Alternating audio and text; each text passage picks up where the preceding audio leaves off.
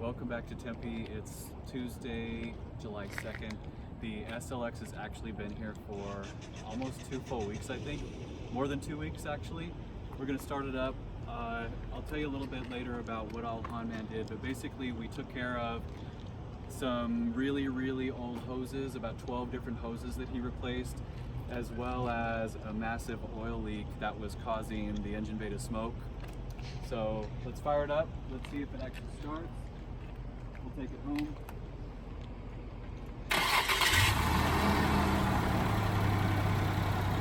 That's a good sign. Let's get on home. We're back in business. Heading home. Tomorrow morning, this thing is going in for new tires all the way around, including the spare on the back tailgate so that they match. I just got my mail and the plate for the red SLX has arrived. I think I like this one. I got the idea from a post on the Radwood Instagram page. There was a Mazda Navajo wearing this plate in California, which, as we all know, was just an Explorer.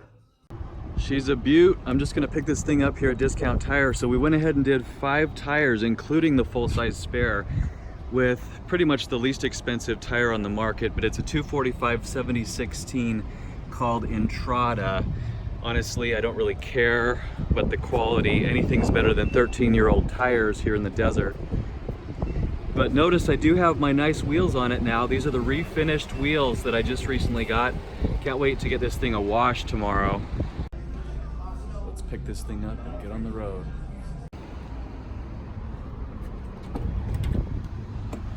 Oh, love my duct tape seats, especially when they're melting at 120 degrees in here. Yikes.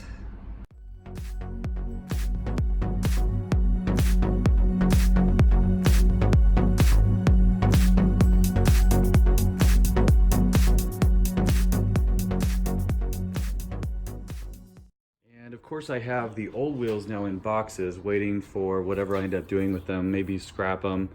What I didn't think to do though, which I should have, is maybe pick the best of the 4 and have it used as the spare on the back.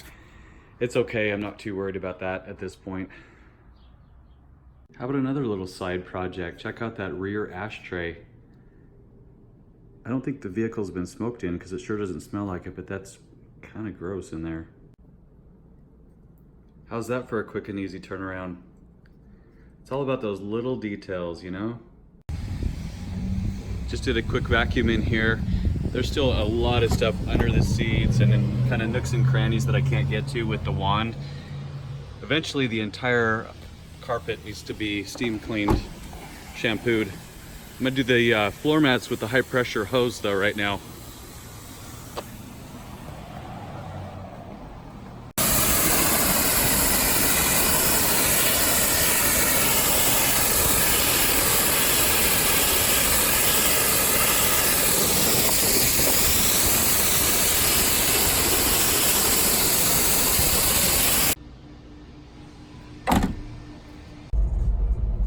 Wouldn't you know it, my check engine light just went off randomly.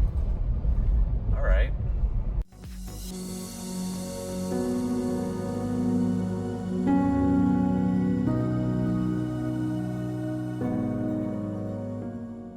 Quick game of musical cars to get the vehicle situated where I want them to be. Fitting, I guess, now that my 2 reds are together. Well, these 2 reds. Finally getting around to some of the details that I had only really glossed over previously, like these door jambs here. There are areas up along this edge here where I didn't really get in right behind everything. So now's my chance to really take it to the next level.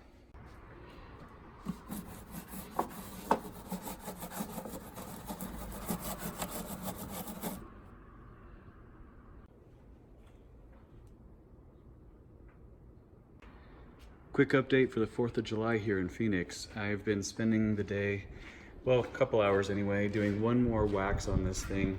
I know it's still polishing a turd, but I feel like each time I do it, it gets a little bit better.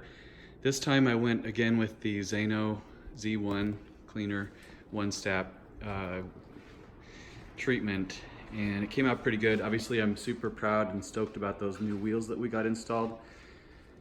Piece by piece, this thing is looking quite a bit better, although there's a long road ahead. And for right now anyway, I've blown the budget on the mechanical and cosmetic stuff, so this is really just gonna have to hold tight, kind of just exactly how it sits, probably through the end of the year, although I'll continue to bring updates as I do little itty bitty things along the way.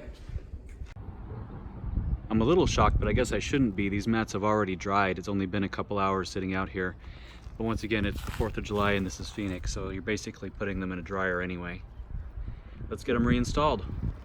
Actually, before I do that, I'm gonna do something that's, take care of something that's been bothering me for a little bit.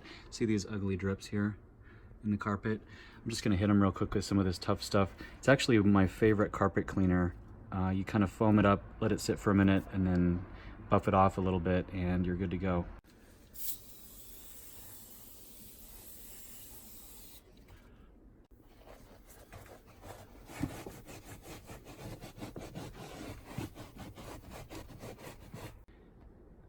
Would you believe it? Gone, just like that. I went ahead and wiped around the rest of the footwell here just to catch the major stuff that I could get. But that'll do just fine until I can have it professionally shampooed. Floor mat reinstalled here. It almost looks decent until you go like this. Ah! Floor mat's all reinstalled. I'm gonna do a quick once over on the steering wheel, see how dried out it is. If I just put a little bit of this Meguiar's Rich Leather Care on it, it'll keep it at least from deteriorating too much. Plus it's got really a lot of gross stuff on it. Black. Much better. So I'm gonna admit something right now. This is the first time I'm trying out the Safari sunroof. Reason being, the green SLX used to kind of get stuck halfway and it made me nervous that it would never open or close fully again.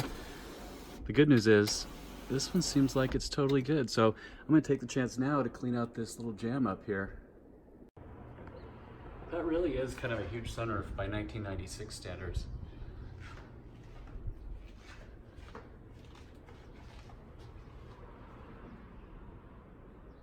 Final walk around here now that I have the garage door shut, and check her out. This whole right rear door needs a lot of paintless dent removal. You can see the indentations there. The rest of them are actually pretty decent.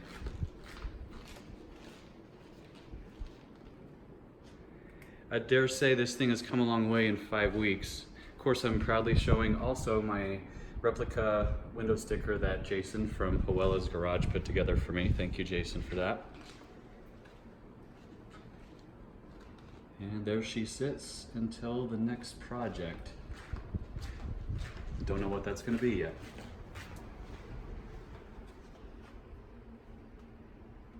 I found one more little side project I'm going to do. There's a little sticker here for some sort of inspection that took place, looks like 5/8 of 2000. I'm going to take a picture of that, document it, put it in the binder, but I want the sticker gone.